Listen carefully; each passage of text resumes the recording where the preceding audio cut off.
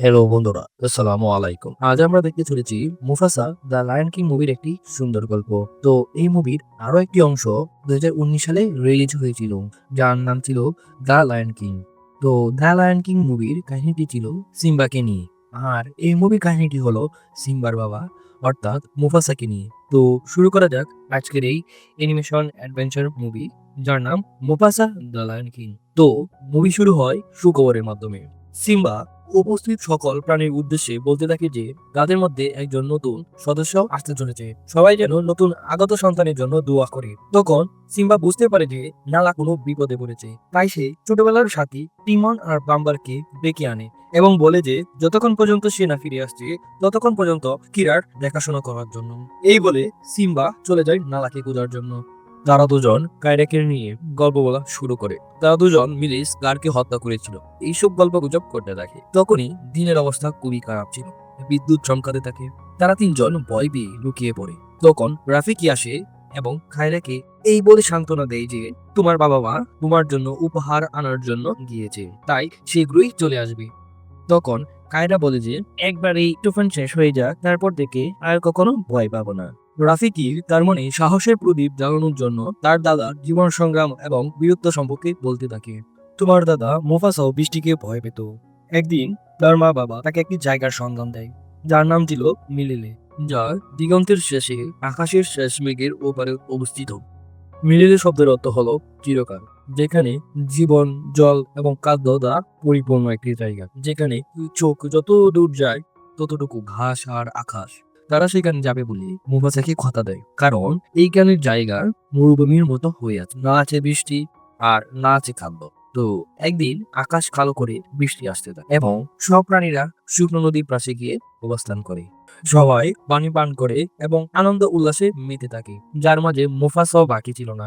আর এইদিকে বৃষ্টির পানি বাড়তে থাকে এবং তার সাথে স্রোতের পরিমাণও। তো হঠাৎ প্রবল স্রোতে ধাক্কা দিয়ে মুফাসাকে ভাসিয়ে নিয়ে যায়। তার বাবা মা অনেক চেষ্টা করেও তাকে উদ্ধার করতে পারেনি। সে স্রোতের সাথে বেশি বেশি কত দেশ পাড়ি দিয়ে গিয়ে পৌঁছায় এক বিশাল জলাশয়ে। তখন সে ছোট গাছের কাণ্ড ধরে বেশি বেশি এক অজানা দেশে চলে যায়। সেখানে গিয়ে তার ঘুম ভাঙলো এবং তার সমবয়সী একটি ছেলে তাকে ডাকছে এবং বলছে যে তুমি তাড়াতাড়ি জল থেকে উঠে আসো, কারণ কুমিরের দল তোমাকে খেতে আসছে। তখন মুফাসার প্রাণ বাঁচাতে সাহায্য করে এই ছোট্ট ছেলেটি, যার নাম হলো টাকা। সেই টাকা কি করে স্কারে পরিণত হলো চলুন আরো সামনে আগাই এবং দেখতে থাকি। টাকা মুফাসাকে তার মায়ের সঙ্গে পরিচয় করিয়ে দেয়, কিন্তু তাদের এখানে নিয়ম হলো কোনো অবাসী বা অপরিচিত লোক তাদের সাথে থাকতে পারবে না।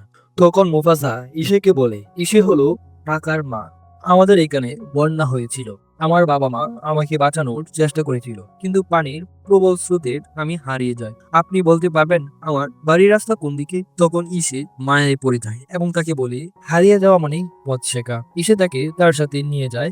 আর টাকারও একটা ইচ্ছা পূরণ হয়ে গেল, কারণ সে চাইতো তার একটা ছোট ভাই হোক, যেন সে তার সাথে খেলাধুলা মজা মাস্তি করতে পারে।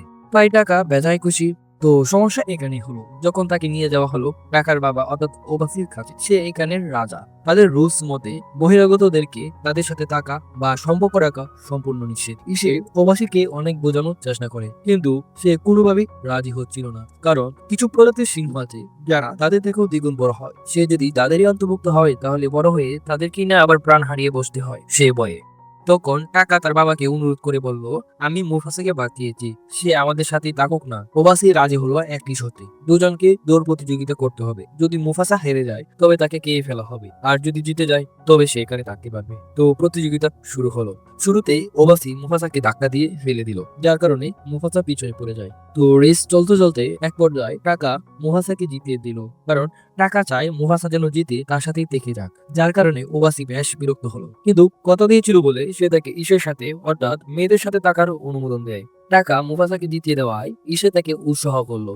তো এইভাবে তারা দুই ভাই একসাথে খেলাধুলা করতে করতে এক সময় বড় হয়ে ওঠে। মুফাসা অন্য সবার থেকে বেশ তেজি, শক্তিশালী ও বুদ্ধিমান হয়ে ওঠে, কিন্তু মুফাসা অনুমোদন ছিল না শাহী দরবারে আসা, যেখানে শুধু পুরুষরাই থাকে। ঈশে মুফাসাকে শিকার করা এবং গ্রামসুকে আশেপাশের পরিবেশের পরিস্থিতি কি রূপ তা বোঝার কৌশল শেখায়। আর এদিকে ওবাসী টাকাকে শিখায় কিভাবে নবাবী জীবনযাপন করতে হয়, কারণ কিছুদিন পর সে এখানকার নবাব হবে। আর ওবাসীর কাছে নবাবী মানে হলো পেট ভরে খাবার খাওয়া আর ঘুমানো। টাকা যার কারণে তার বাবার উপর অসন্তুষ্ট থাকতো। টাকা তার মা মুফাসাকে কি শিখাতো সে আড়াল হতে দেখতো। তো একদিন শিকারে যায় মুফাসা আর ইসি এবং তাদের আড়ালে ছিল টাকা। তারা কিছু হরিণের দিকে দৃষ্টি স্থির করে এবং শিকার করার জন্য প্রস্তুতি নিতে থাকে। তখন তাদের উপর হামলা করে বসে সাদা বর্ণের দুটি বিশাল সিংহ। তা দেখে তারাও প্রতিহত করার চেষ্টা করছিল, কিন্তু এক পর্যায়ে ইসিকে বাঁচাতে গিয়ে সেখানে একটি সিংহ মারা যায়। আর এইদিকে টাকা ভয় পেয়ে আগেই পালিয়ে গিয়েছিল। যে সিংহটি মারা যায় সে ছিল কিরোজের ছেলে। কিরোজ হলো সাদা বর্ণের সিংহ দলের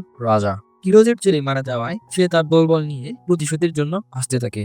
আর মুফাসা ইসেকে নিয়ে শাহিকানায় যায় এবং গ্রান ও শ্রবণ শক্তি কাজে লাগিয়ে বুঝতে পারে যে কিরোজের দলবল একদিনের মধ্যেই এখানে চলে আসবে, তো আমাদেরকে তৈরি থাকতে হবে। তার কথার সত্যতা যাচাই করার জন্য ওবাসি জিগারোকে পাঠায় খবর নেওয়ার জন্য। জিগারু দেখে এসে বলল তারা এদিকে আসছে এবং তাদের সংখ্যা আমাদের সংখ্যা থেকে দ্বিগুণ। কিরোজের চলে মারা যাওয়ায় সে তার দলবল নিয়ে ওবাসির এলাকার দিকে আসতে থাকে। টাকা তার বাবাকে বলে যে সে সেখানে ছিল কিন্তু ভয় পেয়ে পালিয়ে এসেছে। তার বাবা বলে যে সে এই জায়গা ছেড়ে চলে যেতে এবং মুফাসাকে বলে দেয় তার দেখাশোনা করার জন্য। তো তারা এই এলাকা ছেড়ে রওনা দিয়ে দেয় অজানা এক দেশের উদ্দেশ্যে। আর এদিকে কিরোজের দলবল এখানে এসে হাজির হয় এবং বলে যে আমার সন্তানকে কে হত্যা করেছে। তখন ওবাসি বলে যে মুফাসা তোমার ছেলেকে হত্যা করেছে, তার সাথে আমাদের কোনো সম্পর্কই নেই, সে এখান থেকে চলে গেছে। তারা ওবাসি সবাইকে মেরে টাকা ও মুফাসার পিছনে লেগে পড়ে এবং তাদেরকে ধরেও ফেলে। তাদের চারপাশে শুধু পানি আর পানি। মুফাসা সিদ্ধান্ত নেয় যে কিরোজকে মেরে ফেলবে। তখনই টাকা তাকে নিয়ে পানিতে লাফ দেয় এবং বেশি বেশি গিয়ে একটি গাছের ঢাল ধরে আশ্রয় নেয়। তখনই তাদের থেকে একজন লাফ দেয়, কিন্তু কিছু কুমির তাকে খেয়ে ফেলে এবং মুফাসাদের দিকে আসতে থাকে। তখনই টাকা মুফাসাকে টেনে নিয়ে প্রবল স্রোতের দিকে যেতে থাকে, যার ফলে তারা বেঁচে যায়। তো তারা এক জঙ্গল দিয়ে কথা বলতে বলতে যাচ্ছিল। তখনই মুফাসা বুঝতে পারে যে কেউ তাদেরকে ফলো করছে। সে ফলোকারীর উদ্দেশ্যে বলে যে তুমি কে, সামনে চলে আসো। তখন সেই ফলোকারী সামনে চলে আসে এবং বলে আমার নাম রাজকুমারী সারাবি আর এর নাম জাজু। আমাদের এখানে হামলা হয়, অনেকে মারা যায়, অনেকে হারিয়ে যায়, তাদের মধ্যে আমিও একজন। তখন টাকা নিজের পরিচয় দেই, আমি রাজা ওয়াসির ছেলে, তুমি আমাদের সাথে চলো, আমরা তোমাকে সাহায্য করব, আমরাও একই পরিস্থিতির শিকার। তখন সারাবি বলে কোথায় যাবি? মুফাসা মেলেলে যাওয়ার কথা বলে। সারাবি বলে মেলেলি বলতে কিছু হয় না, ওটা একটি কল্প কাহিনী যা বাচ্চাদেরকে শোনানো হয়। তখন তারা খাবার খোঁজ করতে থাকে। সিন পরিবর্তন হয়। রাফিকিকে তার বানরগুত্র থেকে বাহির করে দেওয়া হয়, কারণ জাদু মন্ত্র জানে এবং সবার মনের কথা বলে দিতে পারে, যার অনেকের জন্য বিপজ্জনক। তাই মিথ্যা অপবাদ দিয়ে তাকে বাহির করে দেওয়া হয়। রাফিকি দক্ষ ভরা মন নিয়ে চলতে থাকে মিলেলের উদ্দেশ্যে। তখন তাকে খাওয়ার জন্য মুফাসা সামনে গিয়ে দাঁড়ায়, কিন্তু রাফিকি তাকে কোনো গুরুত্বই দিল না এবং চলে যেতে থাকলো। তখন বাকিরাও এসে তাকে ঘিরে ধরে, কিন্তু সে সবার মনের কথা জানে এবং বলে যে তোমরা চাইলে আমার সঙ্গে যেতে পারো মিলেলে। তখন তারা বিশ্বাস করতে চাইল না সে সবার কোন কোন পরিস্থিতির জন্য আজ এখানে অজানা উদ্দেশ্যে এক হয়েছে তা বলে দেয়, যার ফলে রাফিকের উপর সবার বিশ্বাস আসে এবং তার সাথে মিলেলের উদ্দেশ্যে যাত্রা করে। যেতে যেতে এক পর্যায়ে তারা বুঝতে পারে যে কিরোজরা তার খুব নিকটে। তারা পথ পরিবর্তন করে চলতে থাকে। এক পর্যায়ে টাকা সারাবির প্রেমে পড়ে যায় এবং মুফাসাকে বলে কিছু আইডিয়া দিতে যেন সারাবি তার প্রতি ইমপ্রেস হয়। মুফাসা তাকে বলে যে তাকে গিয়ে তার মনের কথা বলতে, কিন্তু টাকা এসে জিজ্ঞাসা করে আর কিছু মাথায় না আসায় থেমে যায়। তখনই কিরুদের দল বলেছে আক্রমণ করে বসে। তাদের হাত থেকে বাঁচার জন্য সারাবি মৌমাছি ভেঙে হাতির এক দলের মাঝখানে ফেলে দেয়, যার ফলে হাতিরা দৌড়াদৌড়ি করা শুরু করে দেয়। কিরুজের কিছু সাঙ্গপাঙ্গ হাতির পায়ে তোলা পড়ে খতম হয়ে যায়। টাকা হাতির বয়ে পাথরের নিচে লুকিয়ে পড়ে আর সারাবি গাছ থেকে পড়ে অজ্ঞান হয়ে যায়। সারাবি যেন হাতির পায়ের নিচে পড়ে মারা না যায় তাই মুফাসা তাকে বাঁচিয়ে নেয়। আর এইদিকে কিরোজ এবং তার দলবল এই জায়গা লাফ দিয়ে আসতে পারবে না বলে পথ পরিবর্তন করে রাফিকি সারাবির জ্ঞান ফিরিয়ে আনে। তখন মুফাসা বলে যে টাকা তোমাকে বাঁচিয়েছে। টাকা বেশ খুশি হয় আর সারাবি খানিকটা ইমপ্রেসও হয়। তারপর তারা আবারও চলতে থাকলো মিলেলের উদ্দেশ্যে। এক পর্যায়ে তারা পৌঁছায় এক বরফের দেশে। বরফ পড়া বন্ধ হয়ে যায়, পায়ের চাপ বরফে চিহ্নিত হয়ে থাকে। তাই জাদু উপর থেকে বরফ ফেলে চিহ্নগুলোকে মুছে দিতে থাকে এবং তারা সামনে এগিয়ে যেতে থাকে। আর এইদিকে কিরোজের দলবল রাস্তা হারিয়ে ফেলে এবং তাদের আর কোনো চিহ্ন পাচ্ছিল না। তারা একই জায়গায় বারবার ঘুরছিল। মুফাসার এই বীরত্ব এবং অন্যের প্রতি দায়িত্ব ও মূল্যবোধ দেখে সারাবির ভালো লেগে যায় এবং সে বুঝতে পারে যে মুফাসা তাকে বাঁচিয়েছিল। সে মুফাসাকে নিজের করে নিতে চাইল। তখন মুফাসা না করে দেয় এবং বলে যে টাকা আমার ভাই, সে আমাকে কুমিরের হাত থেকে বাঁচিয়েছিল, সে তোমাকে ভালোবাসে, আমি চাইবো না আমার ভাই কষ্ট পাক। কিন্তু সারাবি তাকে অনেক বুঝিয়ে বলার পর সেও তাকে প্রথম দেখাতেই ভালোবেসে ফেলেছিল। আর এই সব কিছু টাকা দূর থেকে বসে দেখছিল, যার জন্য টাকার মন ভীষণভাবে ভেঙে যায়। তার ছোটবেলার সঙ্গী যাকে সে মৃত্যুর হাত থেকে বাঁচিয়েছিল এবং তাদের সাথে থাকার সুযোগ করে দিয়েছিল, সেই ভাই আজ তার ভালোবাসা কেড়ে নিয়েছে, যার ফলে টাকার মনে মুফাসার প্রতি হিংসা জন্মাতে থাকে। তাই সে কিরোজের সাথে বন্ধুত্ব করে এবং মুফাসাকে মারার প্ল্যান করে, কিন্তু মুফাসাকে এখানে মারা যাবে না, কারণ এখানে মেরে ফেললে মিলে যাওয়ার মতন কোনো উপায় থাকবে না। তো টাকা যাওয়ার পথে কিছু চিহ্ন রেখে যাবে বলে ঠিক করে। তো এই বরফের দেশ পার হলেই মিলেলি তারা পরের দিন রওনা দিল। যেতে যেতে পথের মাঝে চিহ্ন রেখে গেল টাকা।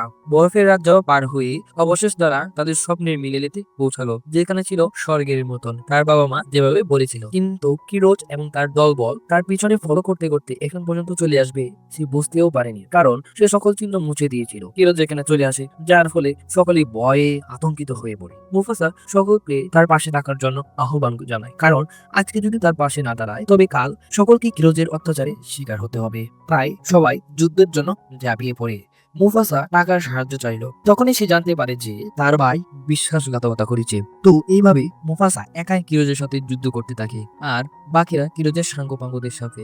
এক পর্যায়ে মুফাসাকে কিরোজের হাত থেকে বাঁচিয়ে এনে টাকা এবং দুজন মিলে আবারও যুদ্ধ করতে থাকে কিরোজের সাথে। অবশেষ কিরোজ মারা যায়। সকলেই মুফাসাকে রাজা হিসেবে মেনে নেয়, কিন্তু মুফাসা সকলের উদ্দেশ্যে বলে যে আমার ভাই এখানেই থাকবে, কিন্তু আমি তার নাম নেব না। সেই থেকে টাকার নাম পরিবর্তন হয়ে স্কার হয়। স্কার মানে হলো কাটা দাগ বা ক্ষত চিহ্ন। তো রাফিকি গল্প বলা শেষ করলো। তো কায়রা নিজের দাদার জীবন কাহিনী শুনে নিজের মধ্যে একটা মুফাসা মুফাসা ভাব খেলে ওঠে। কিছুক্ষণ পর সিম্বা আর নাগা ফিরে আসে এবং কায়রাকে তার ছোট ভাইয়ের সাথে পরিচয় করিয়ে দেয়। সে ভীষণ খুশি হয় এবং বলে সে তাকে একটি কাহিনী শোনাবে। এই বলে মুভিটি শেষ হয়ে যায়। তো মুভিতে আরো একটি কিস্তি মানে পার্ট রিলিজ হতে পারে কায়রা এবং তার ছোট ভাইকে নিয়ে। তো এই পর্যন্তই। ভালো লাগলে লাইক করুন, না লাগলে আনলাইক করুন। আর যদি মনে হয় আমাদের চ্যানেল আপনার উপকারে আসবে তাহলে সাবস্ক্রাইব করুন। আর নিজের মতামতের জন্য তো কমেন্ট বক্সই আছে। তো আসসালামু আলাইকুম, আল্লাহ হাফিজ।